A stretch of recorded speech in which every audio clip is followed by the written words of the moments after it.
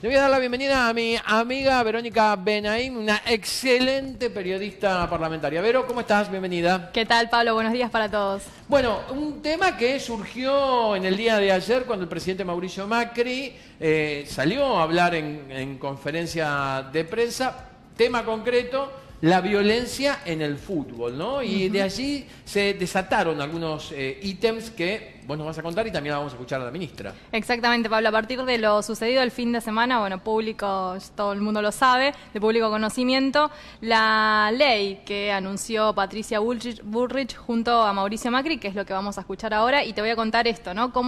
De qué se trata este proyecto de ley y cómo va a seguir su vía por dentro del Congreso de la Nación. Perfecto. Le escuchamos a Patricia Bullrich, la ministra de Seguridad. Dale.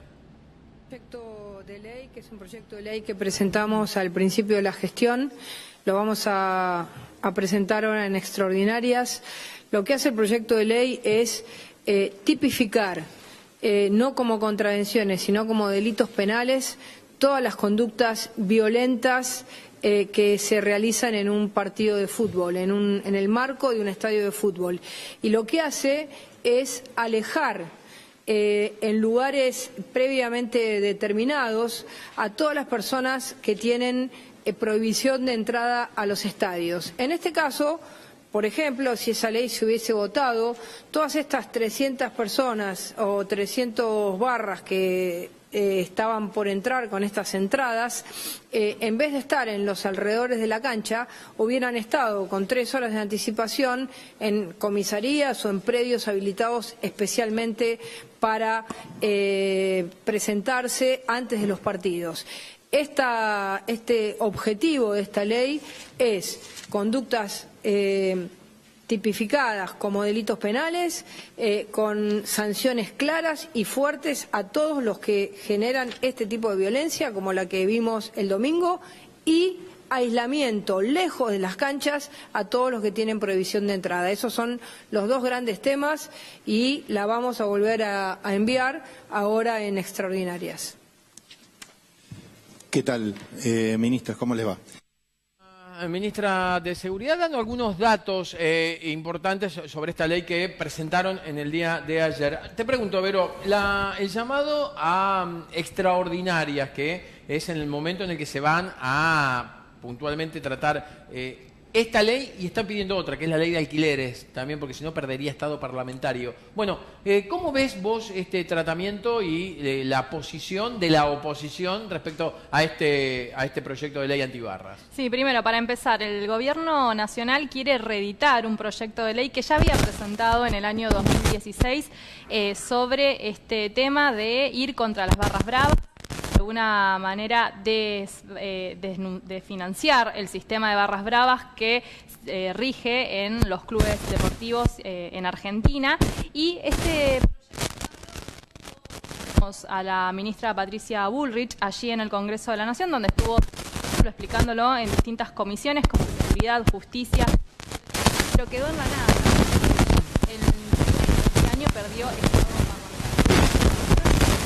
Cuando se ingresa, vamos a explicar, perder estado parlamentario significa que cuando un proyecto se ingresa al Congreso de la Nación, bien, aguardame un cachito, vamos otra vez a ver si podemos solucionar el micrófono porque hay algún temita allí de salud. ¿Cómo me decís? Sí, a ver, dale, poné otra vez allí donde habla nuevamente la... Ministra, preguntarle lo que dijo el presidente recién, que hay dirigentes que apañan este tipo de actitudes o de actitudes violentas, si nos podemos precisar a quién se referían.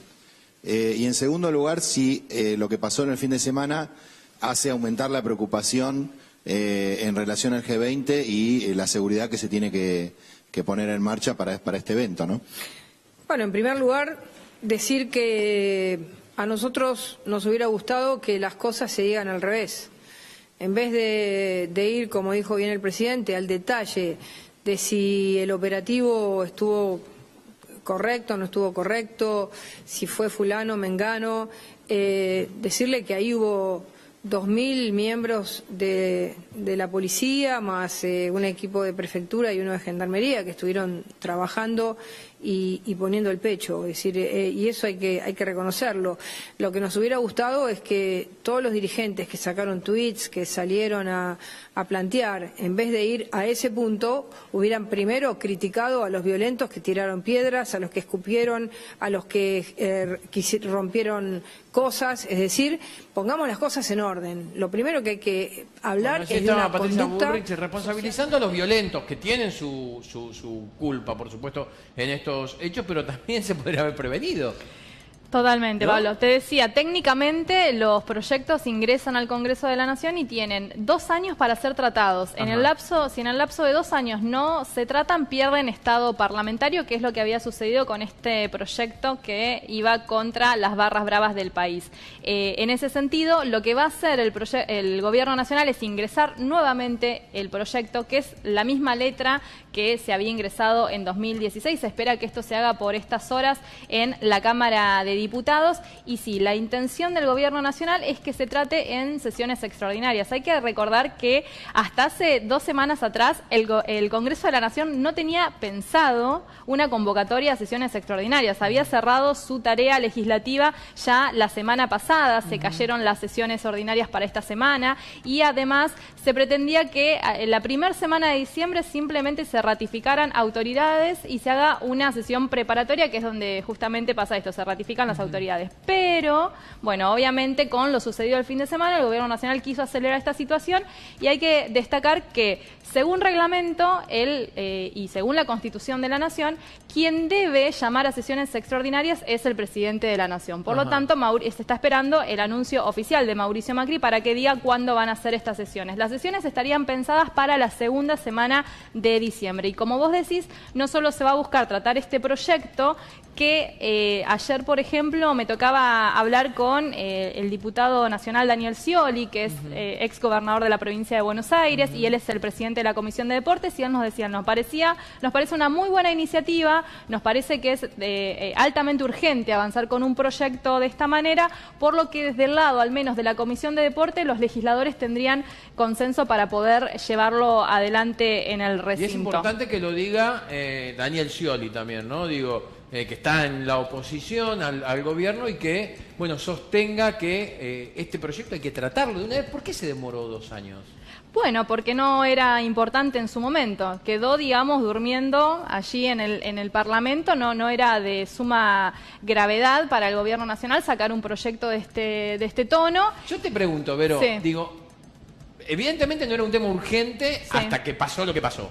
Digo, el presidente este tipo de proyectos no lo puede dirimir o no puede firmar un decreto y que se aplique como ley. Digo, se han presentado y se han firmado tantos decretos tan innecesarios, pero no hablo solo del gobierno de Macri, digo, del gobierno de Cristina, de Néstor, de Menem, de la Rúa. Bueno, digo, ha habido tantos decretos, y esto que es importantísimo, porque es cuidar algo que los argentinos aman, como es el fútbol. Se tiene que haber hecho un decreto y chau tu tía. Bueno, totalmente, esto puede suceder. Claro. El presidente de la Nación, ya que viene firmando tantos decretos en un montón de cuestiones, sobre todo las económicas, que son las que a él le resultan más difíciles consensuar adentro del Parlamento, puede llevar adelante un decreto también respecto a este sentido. Pero va a aprobar la vía legislativa, y por eso va a hacer esta presentación seguramente en el transcurso del día de hoy. Pero hablábamos de Daniel Scioli, la importancia también de Daniel Scioli. Yo te quiero destacar porque, haciendo memoria dentro del Congreso de la Nación, ya en 2014, en su momento, quien era diputado nacional en ese entonces, Martín Insaurralde, intendente de Lomas de Zamora, que, bueno, antes de dejar su cargo, porque él ingresó como diputado nacional, luego tuvo que pedir licencia para volver al municipio, él hizo un proyecto similar en este sentido contra las barras bravas, promocionado por Daniel Scioli, que en aquel momento era gobernador de la provincia de Buenos Aires. ¿Qué pasó? ¿Por qué no avanzó este proyecto? Este proyecto había sido debatido en la Comisión de Legislación Penal, que en ese momento era presidida por la actual ministra de Seguridad, Patricia Bullrich. Ella era diputada, y en ese momento no avanzó porque los frenos, digamos, los palos en las ruedas no lo puso la oposición, que hoy es el gobierno nacional la oposición. En ese momento los palos en la rueda lo puso el mismo Frente para la Victoria, que era el que estaba la administración de Cristina Nacional, ¿no? Durante la administración de Cristina Fernández de Kirchner. Ajá. ¿Por qué pusieron palos en las ruedas? Bueno, primero hablaban de que esto ya está establecido, la figura, no como tal de barra brava, pero sí los delitos que cometen los barras bravas están establecidos en el Código Penal.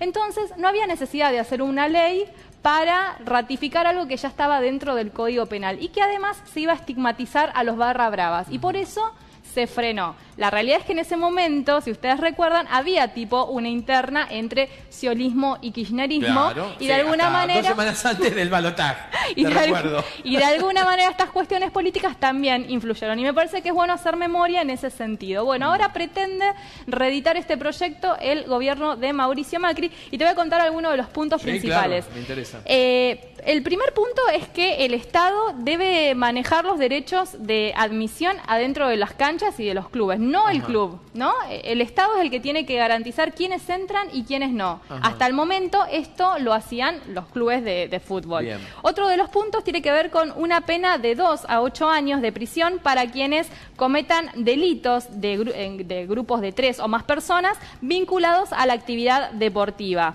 y al espectáculo deportivo. Bien. Otro de los puntos que establece este proyecto, que en su momento fueron 26 artículos, habrá que ver si en el que mandan de nuevo son los mismos 26 artículos, todavía eso no lo tenemos confirmado, pero bueno, también se tipifica los delitos de reventa de entradas.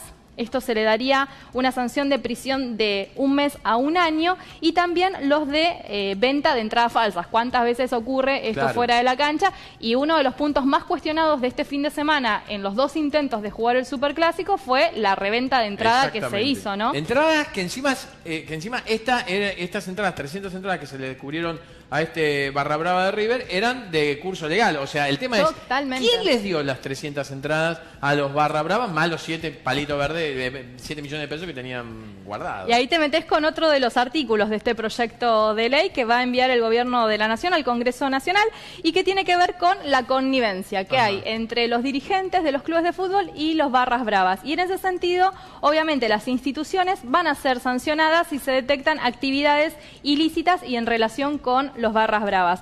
Esto va a hacer de alguna manera que se inhabilite a los funcionarios a ejercer el cargo que tenían dentro de la institución. Y también este proyecto contempla prisión por 6 meses para los trapitos que estén alrededor del perímetro de los clubes, porque también, obviamente, en todo esto entra una cuestión delictiva, si se quiere, de trapitos que están, digamos, por la zona y que termina siendo toda una cadena entre el club, la institución, los trapitos que están afuera, que también a veces dicen que pertenecen a los clubes, ¿no? Y bueno, todo este abuso enorme que se hace, se estaría, digamos, marcado en este proyecto de ley que, como yo te digo, bueno, estaría a punto de ingresar en la Cámara de Diputados. Se trataría en sesiones extraordinarias. Si lograra tener, digamos, la sanción, debería pasar inmediatamente al Senado, que también va a tener sesión extraordinaria seguramente, y habrá que ver si se convierte en ley la segunda semana de diciembre. Ahí está. Muy completo su informe. Ahora le voy a proponer, como vamos a tener sesiones extraordinarias y probablemente la presión de las ONG que tienen que ver con los inquilinos presionen justamente para que en sesiones extraordinarias se trate esta ley.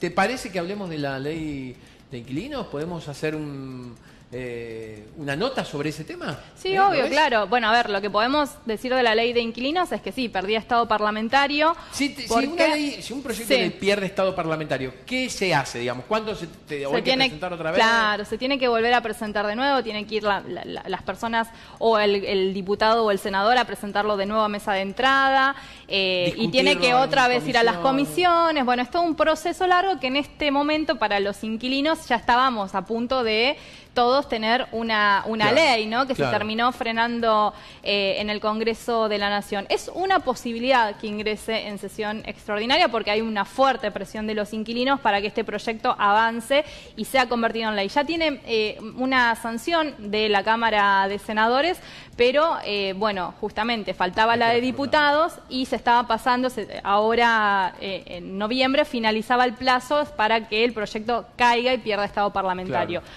Lo que estaban viendo, que lo venía anunciando el diputado de Cambiemos, Daniel Lipovetsky, es hacer alguna especie de herramienta para que ésta pueda ingresar y no pierda este estado de carácter parlamentario en la sesión extraordinaria. Y de alguna forma es un poco para aliviar y garantizar la situación de los inquilinos que vienen presionando. Pero están los inquilinos, pero por otro lado están los grupos inmobiliarios y esta es la gran traba de este proyecto. Los porque empresarios. Claro, porque ninguno quiere perder absolutamente nada y es un proyecto que en definitiva termina favoreciendo a quienes les toca, me incluyo, nos toca alquilar ayer pasé un inmueble. por la inmobiliaria que me alquila a mí, yo vivo en provincia de Buenos Aires y viste que salió una ley en la provincia de Buenos Aires que, por ejemplo, para la renovación ya no tenés que pagar los gastos y un montón de cosas que más. es muy similar a la de la legislatura porteña. Claro. Pasé por la puerta del mismo inmobiliarista, que lo conozco hace muchos años porque alquilo, y le hice así. Sale a la puerta y me dijo, ya vas a venir a que te renueve. Claro, ya te vas. Así que ya te va a vas ver todo. Bueno, Fue un sí. chiste. La realidad es que uno de los puntos del proyecto también tiene que ver con eso. El proyecto de ley nacional es muy similar al que se aprobó en la legislatura porteña, con lo que implicó para la capital federal esa situación. Y tiene que ver, bueno, con tal vez extender los contratos no a 2 años, sino que sean a 3 años, que las comisiones y los depósitos que hacen los inquilinos sean en menor medida, que las comisiones a las inmobiliarias no se las tenga que pagar el inquilino, sino que queden a cargo del propietario.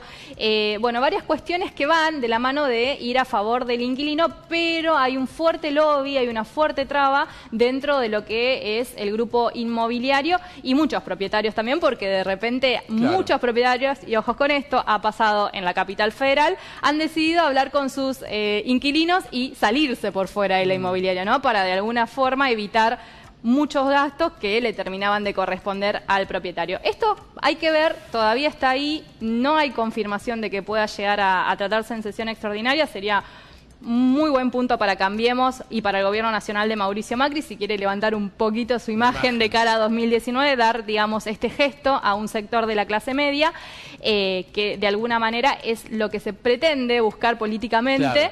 Y otro de los proyectos que sí entrarían en las sesiones extraordinarias tendrían que ver con otro gesto importante a la clase media, que fue la modificación de lo que tiene que ver con bienes personales en cuanto a la casa habitación, que se generó una exención a viviendas que paguen menos de 18 millones de pesos. Bueno, así mucho tuvo que ver el senador Pichetto, ¿no? Que fue quien pidió justamente esas modificaciones. Exactamente, a través de esa modificación que se votó en el Senado el día que se votó el presupuesto nacional 2019, como fue una modificación, volvió a la Cámara de Origen, que era Cámara de Diputados, y entraría, digamos, en la sesión extraordinaria para convertirse en ley, y también la baja en la alícuota de cooperativas y clubes, que también fue modificado en el Senado y entraría en la Cámara de Diputados. Habrá que ver si suman alguna otra cosa más. En el Senado ya sabemos que seguramente se van a aprobar pliegos para jueces, esto se hace generalmente todos los fines de año, y habrá que ver, hay una gran expectativa para ver si entra la ley de financiamiento de partidos políticos. Es otro proyecto que el Gobierno Nacional quiere, pero hasta ahora, bueno, no se viene dando. Habrá que ver si ingresa en sesión extraordinaria o queda para el año que viene. ¿Me cuenta la semana que viene o cuando usted guste venir, sabe que tiene las puertas abiertas? Sí, te lo voy a preguntar como los pibes, ¿viste? Como hablan los pibes. ¿Qué onda, Monzó? Pero no me lo digas ahora. Bien. Tengo muchas respuestas, pero bueno. Mirá, ya no tenemos que ir, si no me van a tirar de la oreja fuerte. Pero un lujazo, como siempre. Gracias a vos. Ahí está, Verónica Benaim, periodista parlamentaria de las mejores. Sin duda está aquí con nosotros en País en Vivo.